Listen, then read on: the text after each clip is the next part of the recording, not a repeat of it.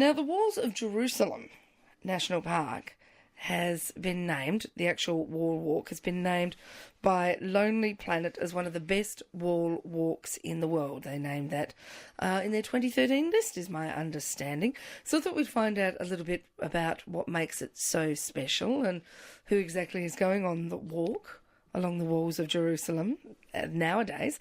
And we've got from Tasmanian Expeditions with us this morning, Darren Green, up nice and early and in the studio for us. Morning, Darren. Morning, how's it going? Yeah, really good. You're up bright and early. Is this your end of the day? End of the day? Well, definitely an early morning riser, but not quite so early usually, I guess, no. Oh, well, it's not too far from daylight. This time next week it'll be a lot better anyway.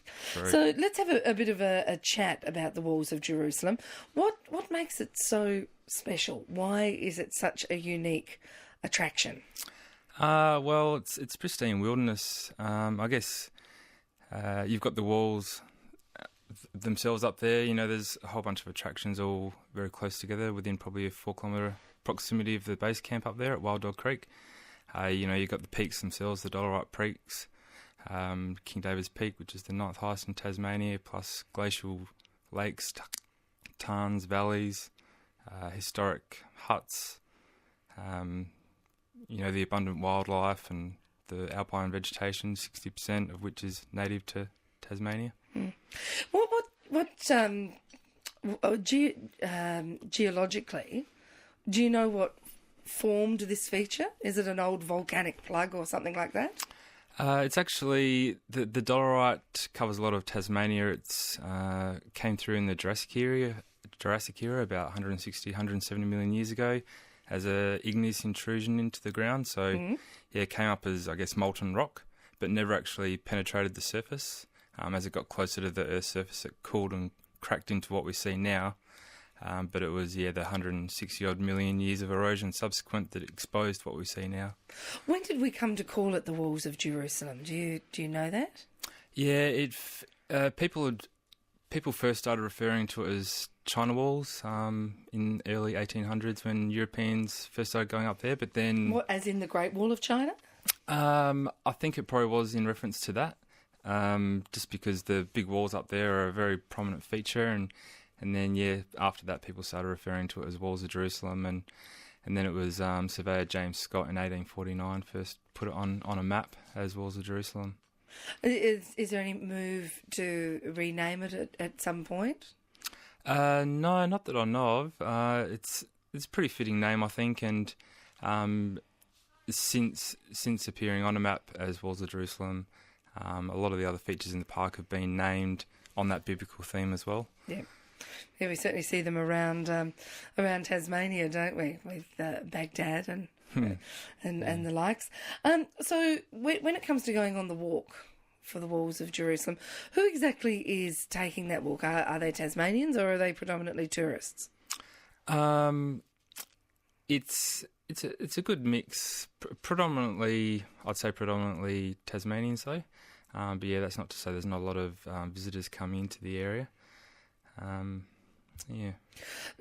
And how are people actually getting to know about this walk that do come to see you?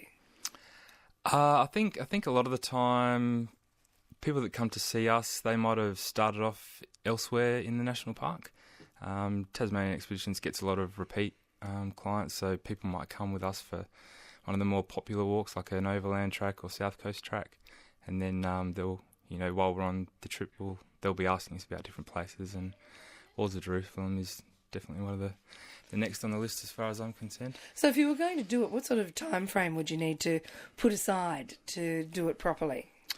To do it properly, you can walk. There's a good circuit you can do through the park that usually allow 6 days, 5 nights.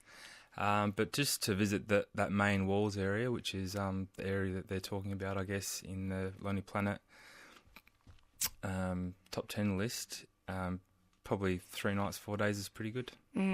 So if you're going to head out and do the walk, what do you have? What would you tell someone that they have to have packed? You'd have to have packed all the kind of good safety gear. So group safety gear like personal locator beacon, sat phone, first aid kit, maps and things. But then your personal safety gear as well, so your wet weather gear, warm clothing, all your thermals and that kind of stuff, and you know, be sun smart, etc. Yeah, we've got the cooler months now starting to close in. Is there a period of time over winter where you recommend people don't do the walk? No, it's obviously a bit more, can be a bit more challenging, a bit more of a risk in terms of weather. You need to be prepared for snow and the shorter days.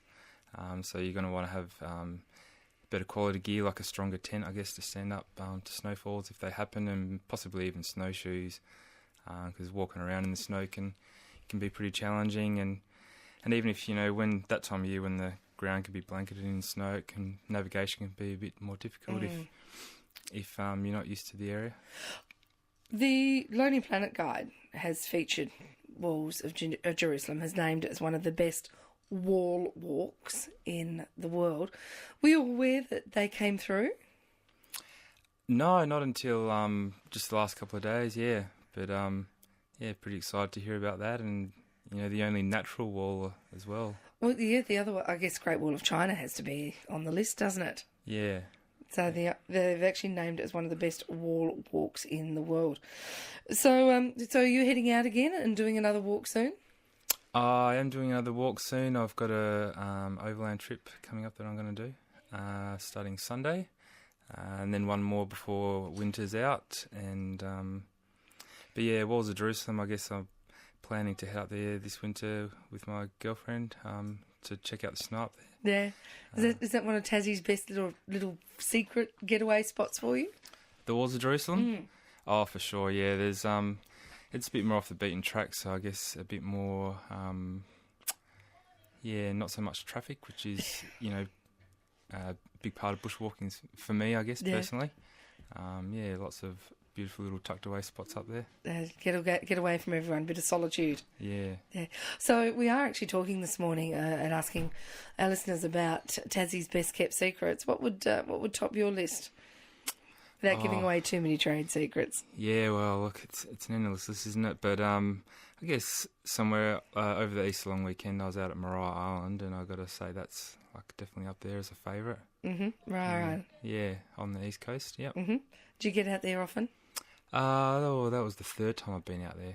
Yeah, but walked from end to end, and it's just there's some good kind of colonial convict history out there, and all the flora and fauna, obviously, as well. Wombats running crazy everywhere. Enough to keep you busy then. Yeah, definitely. Wonderful. Well, Walls of Jerusalem has been featured as one of the best wall walks in the world by Lonely Planet for 2013. So it's good to hear a little bit more about it this morning. Darren, thank you for popping in and saying hello to us. No problem. Darren Green from Tasmanian Expeditions with us this morning on ABC Northern Tasmania.